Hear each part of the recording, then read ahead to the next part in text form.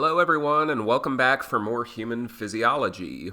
So up until this point in chapter 3, we have discussed the makeup and functionality of the phospholipid bilayer, the cell membrane. We have discussed how it basically determines which types of molecules are capable of crossing back and forth from one side to the other without assistance.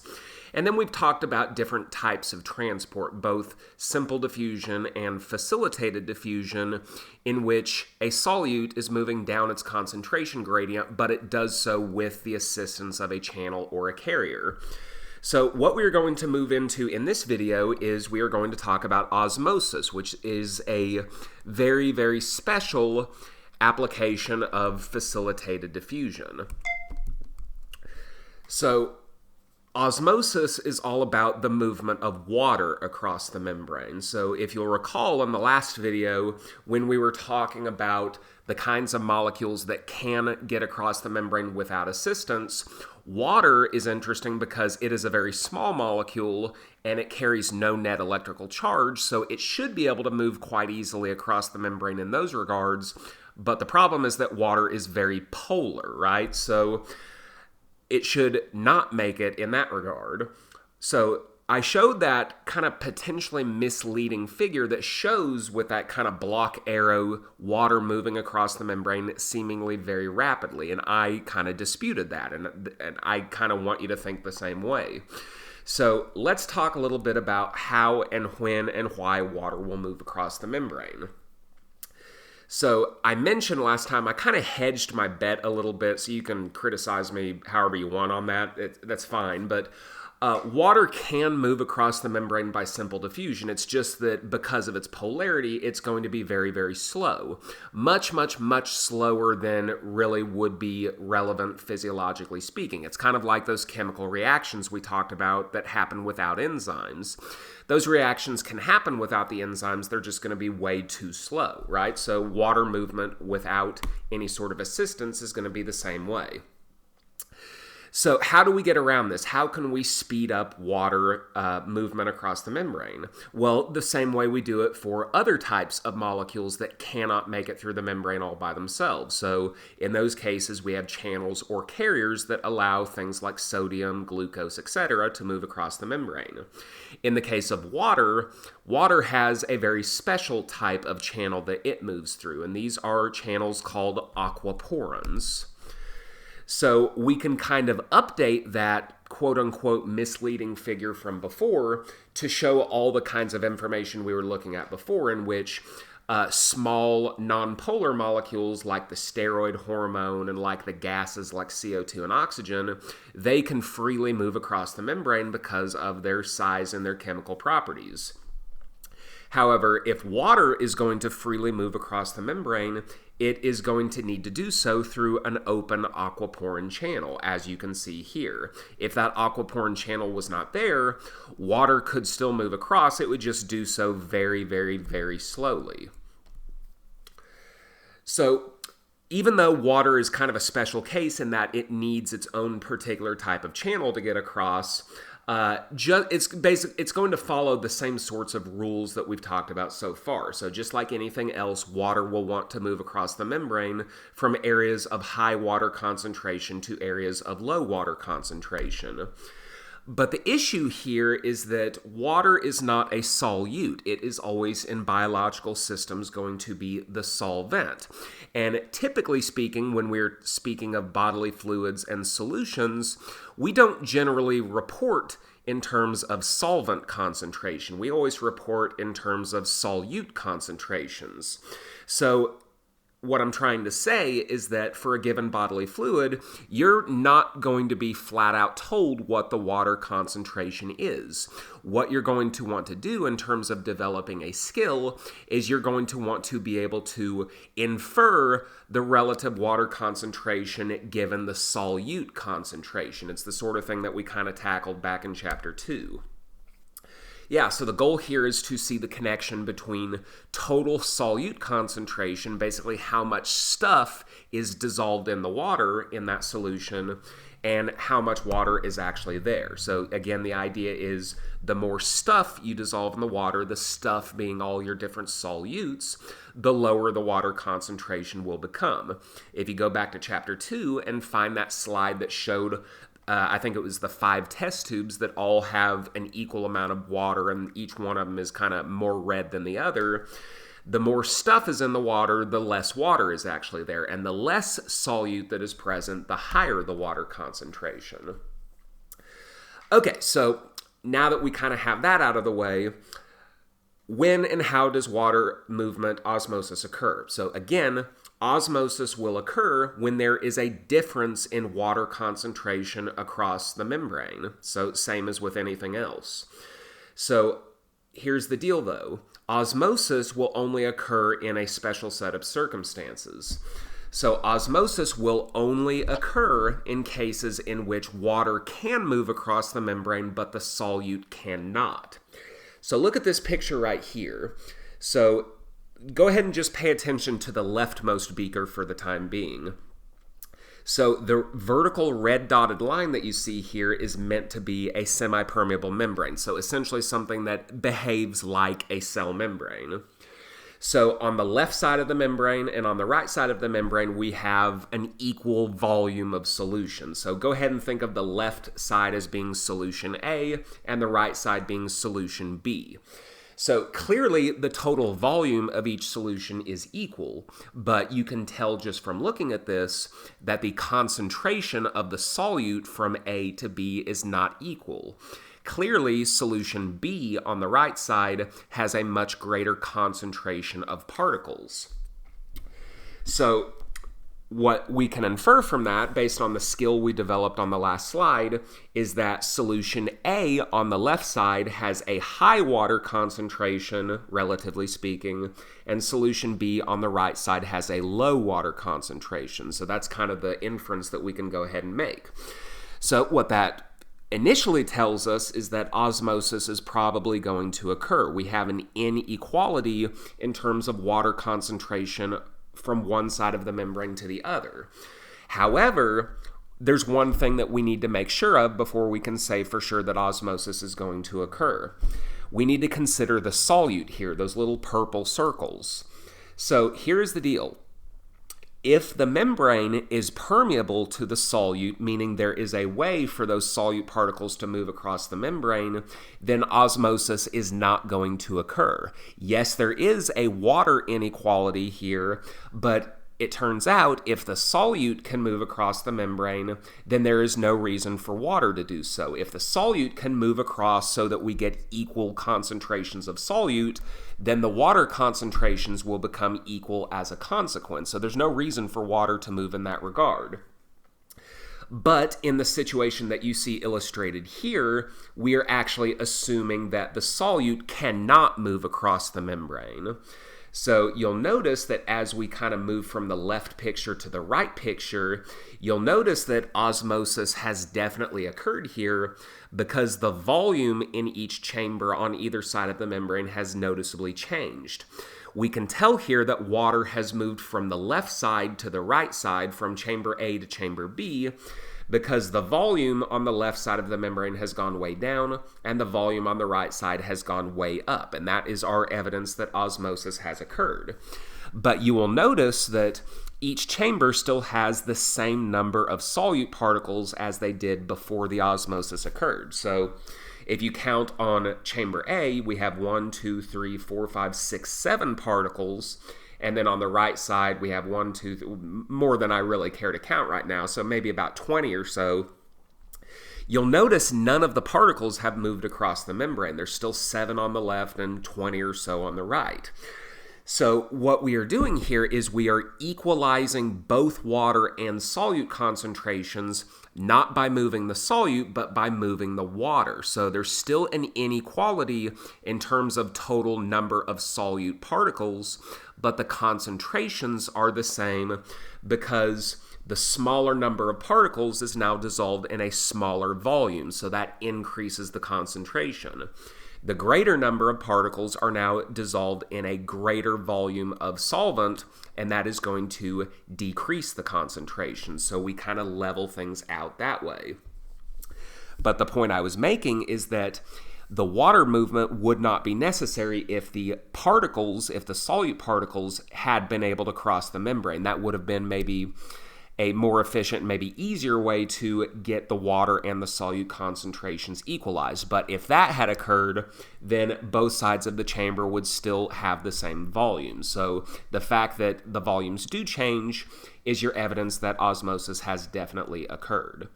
So the end result after osmosis does occur is that you will change the water volume, and therefore you are going to change the solute and water concentrations without the number of solute particles on either side changing. Now, if the solute particles could move, then you would not change the volume, you would change the solute particles, and you would change the concentration. So it might take a little bit of practice for you to really kind of get a handle on this. So your next question might be kind of going back to those aquaporin channels.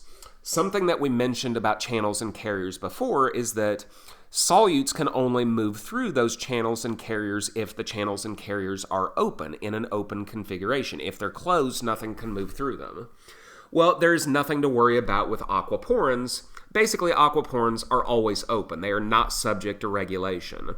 Most channels and carriers, the cell can, through signaling mechanisms that we will discuss later on in the semester, can open and close channels at will, and that has a great deal to do with things like muscle contraction and the nervous system. Well, aquaporin channels are always open, so the only thing you need to know in regards to whether osmosis is going to occur, if it can, is does the cell have aquaporin channels or do they not?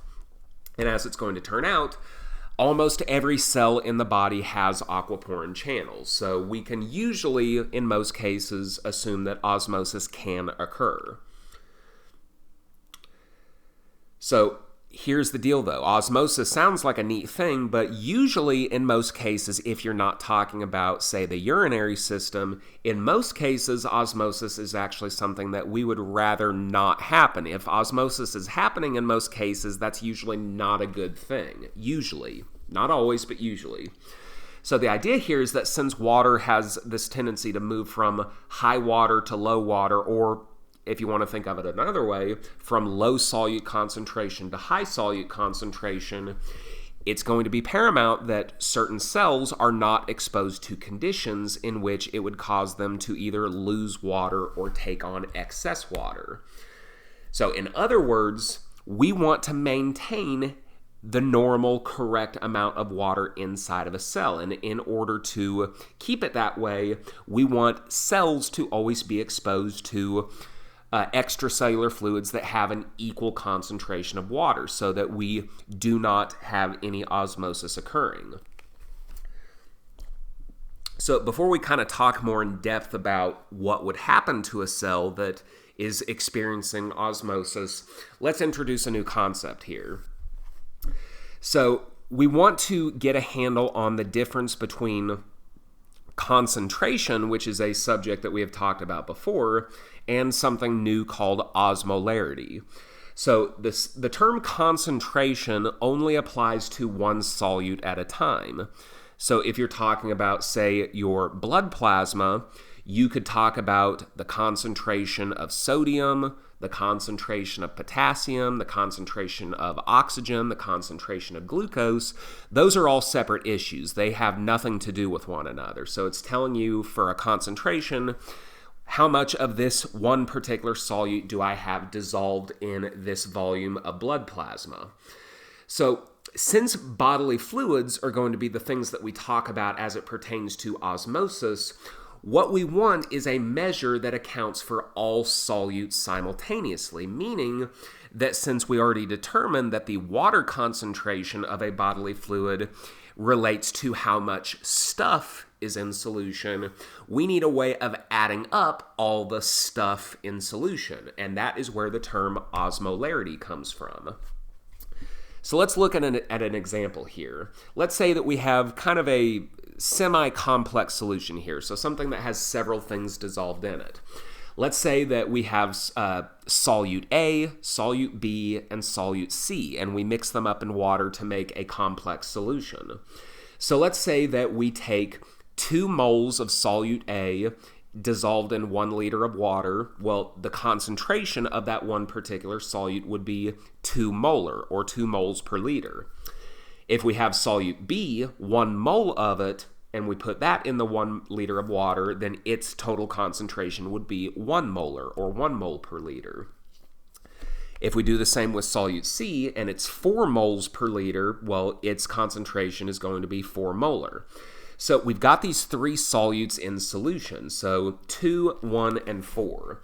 So those are individual concentrations. So if we want the total osmolarity of this solution that contains 3 solutes, we would add together the concentration of solute A plus the concentration of solute B plus the concentration of solute C. So 2 molar plus 1 molar plus 4 molar. So the osmolarity of this solution would be 7 osmolar. So basically that's just the sum of all the concentrations of all the solutes in solution. So the idea here is that for a solution, the higher the osmolarity, the lower the concentration of water. And the lower the osmolarity, the higher the concentration of water. So when we are determining whether osmosis is going to occur or not, we are going to be comparing the osmolarities of different fluids on opposite sides of a membrane. If the 2 osmolarities are the same, osmosis should not occur. But if the osmolarities are noticeably different, then osmosis will occur to equalize the osmolarities and the water concentrations on each side. And it is worth mentioning that there's not really any limit to how many solutes can contribute to osmolarity. So absolutely, the osmolarity in this example would go up if we added, say, solute D and solute E and solute F into the mix. So we've talked before about the distinction between intracellular fluids and extracellular fluids. So the barrier that keeps those 2 things separate, of course, is the plasma membrane. So if you were to consider the osmolarity of your bodily fluids, the good news is most of your bodily fluids have a pretty constant osmolarity. Most of your bodily fluids maintain an osmolarity of either 0.3 osmolar, or if you want to simplify that a little bit, you could also call it 300 milliosmolar. That is a number that you are going to want to remember for sure. I'm not going to ask you to memorize a whole bunch of stuff in this class, but this is definitely something that you want to remember. The osmolarity of most bodily fluids, including the blood plasma, is going to be 300 milliosmolar. We've talked before about how most of your body water, about 2/3 of it, is in the intracellular fluid, meaning there's going to be about twice as much solute in the intracellular fluid, but because there's also twice as much solvent, the osmolarities are going to be the same. So in this picture that you're looking at here, 300 divided by 1, 600 divided by 2, both of the osmolarities of those 2 ECF and ICF are going to be the same, so there would be no net osmosis occurring across this membrane.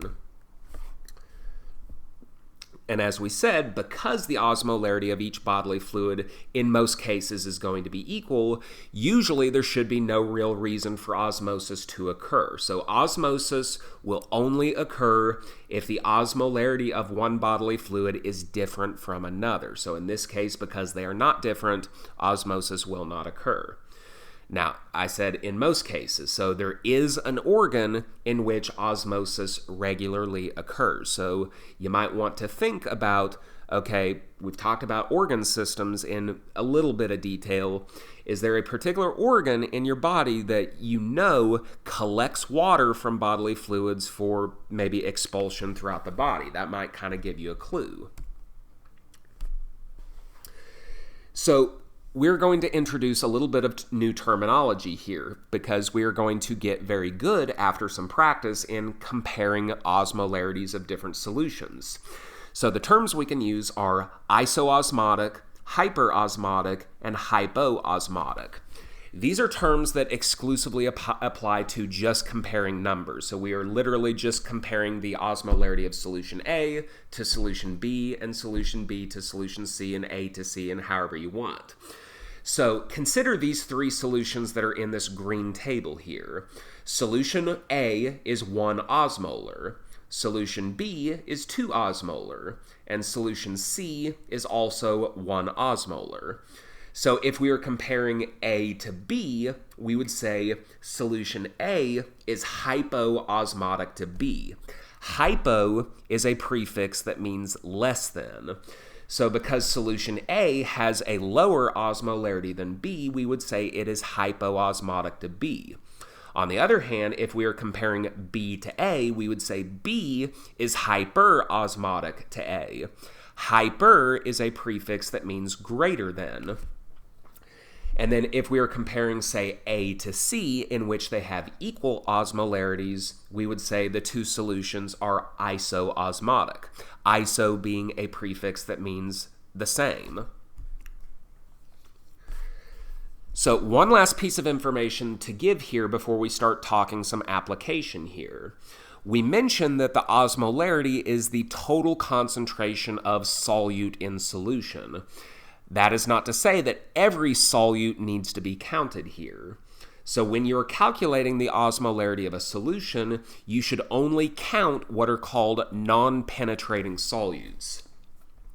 Another way of saying this, and this feeds in perfectly based on our previous discussions, the other way of saying this is that you should only count solutes that cannot cross the plasma membrane all by themselves. So the kinds of molecules that are disqualified from participating in simple diffusion. So we're talking about things like sugars and salts and proteins, the kinds of solutes that cannot cross the plasma membrane either because they are polar or because they are electrically charged or because they're too big. Penetrating solutes are the type that you should not consider when you are calculating osmolarity. So these are the type that can cross the membrane all by themselves. So here we're talking about things like oxygen and carbon dioxide and urea, cholesterol, steroid hormones, and the like. So the reason we're not counting these is kind of based on some of the rules that we laid down for osmosis in the very beginning. Remember how we said if the solute could cross the membrane, there would be no need for osmosis to occur. So this is exactly what we're talking about here. So things like oxygen and carbon dioxide and steroids can cross the membrane. So if there is a concentration gradient for those, they're perfectly capable of relieving those gradients themselves. We do not need water to move just on their behalf. So if osmosis is going to occur, you want to count just the non-penetrating solutes because they cannot cross the membrane all by themselves. So we will need water to move to equalize their concentrations in most cases. Okay, so now let's talk about the difference between osmolarity, which is what we have been discussing, and a slightly new concept called tonicity. So when we were calculating osmolarity before, we were considering basically the content of that solution. So things like how much solute, what kind of solute, how much solvent, things like that. So when we talk application for human physiology, like how does this actually affect our bodies, the concept that we really care about is called tonicity. So this describes the effect that a solution will have on a particular cell if that cell is exposed or submerged into that solution that you're talking about. So the most common application for those of you going on into the health profession moving forward, the most common application is when you're talking about giving a patient an IV bag. So these IV bags are going to contain types of solutions that you are infusing directly into the patient's bloodstream. And depending on what type of solution you are giving the patient, you could possibly be changing that patient's blood osmolarity. So this is something that we need to be concerned with. Specifically, if we're talking about porting an IV fluid into the blood, the cell that we need to be concerned with most of the time is going to be red blood cells. It's not to say other cells can't be affected, but red blood cells are by far the most common here. So we've already said that the osmolarity of the blood plasma in normal cases should be 300 milliosmolar. So what if we have a case in which the blood plasma goes below or above 300? So let's consider that first case first. So if the solute concentration of something like the blood gets too low, say the osmolarity goes well below 300, then this is going to start pushing water from the extracellular fluid into the red blood cell or other types of cells as well. So in cases like that, we call the solution that you are pouring in a hypotonic solution. So if the solution that you're talking about is lower than the intracellular fluid concentration, then it is a hypotonic solution. So hypotonic solutions cause cells to absorb water by osmosis, and that is going to cause the cell to swell and swell and swell. And what's going to happen to, say, a balloon when you blow it up and up and up and up and up? It's going to eventually burst, right? And we call that lysis. So that increased internal water pressure can cause the balloon, or the cell in this case, to burst. That is not good because we can lose a lot of cells that way. So you can kind of look at this on the far right here. If we expose red blood cells to a hypotonic solution in which the extracellular fluid is at an osmolarity well below 300, they can take on water until they blow up and burst. That's not a good thing. On the other hand, if we do the opposite and the extracellular fluid is at a much higher osmolarity, meaning much greater than 300, then instead of water entering the cells, water is instead going to leave. And that is going to cause the cell to shrivel up, which is a process called crenation. Both of them are equally problematic. So the situation that we desire most of the time is we want our bodily fluids to be isotonic, meaning that if you put a cell in that fluid, it's not going to change its shape or its water content at all. So an isotonic solution will be one for a cell that is at 300 milliosmolar. Hypertonic would be greater than 300, and hypotonic would be less than 300. So the last thing that we can kind of look at here is just some examples of IV solutions that you would commonly see in a clinical or hospital setting. As you can kind of imagine, most IV solutions that are commonly used are going to be both isoosmotic and isotonic. So normal saline is kind of the most common one. So that's this up here, 0.9% saline. If you kind of do the chemistry calculations there, not that you really have to, but if you do the calculations there for calculating how much 0.9% sodium chloride would be, you're going to get exactly 300 milliosmolar. So that is normal saline. It's perfect for someone that you're not really trying to change the osmolarity of their blood, you're just trying to get some fluid in them.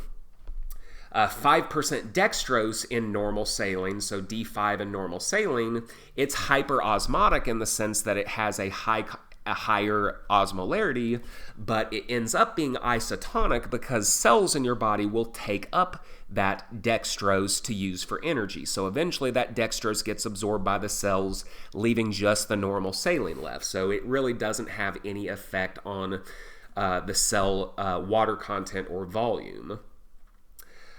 Just 5% dextrose in water without any saline is isoosmotic, but it's actually hypotonic for the same reason. The sugar gets absorbed into the cells, leaving nothing left but water, and pure water is going to absolutely be hypotonic. You don't want to infuse pure water into a patient. You're going to make them very, very sick. So half normal saline here, 5% dextrose and half normal saline. So there's quite a few examples that you can look at here. So these are just some examples of the types of solutions that you're going to be dealing with when you start working in a clinic or in a hospital.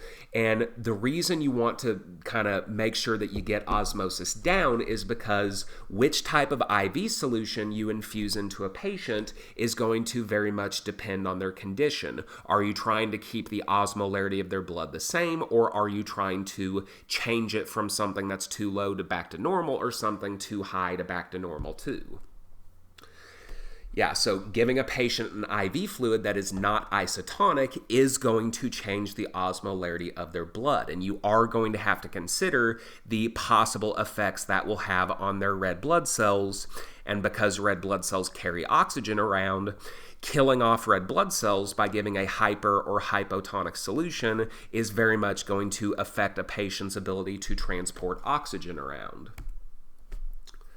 All right, so that is going to do it for our discussion on osmosis. So I thank you for your attention. When we come back in the next video, we are going to talk about our last type of transport. We have talked about passive transport up until now, the types of cell transport that do not involve the expenditure of energy and involve molecules moving down a concentration gradient. So next time we are going to talk about active transport, in which we do expend energy and we are essentially pumping molecules against their concentration gradients. So I will see you next time, and I will go ahead and sign off.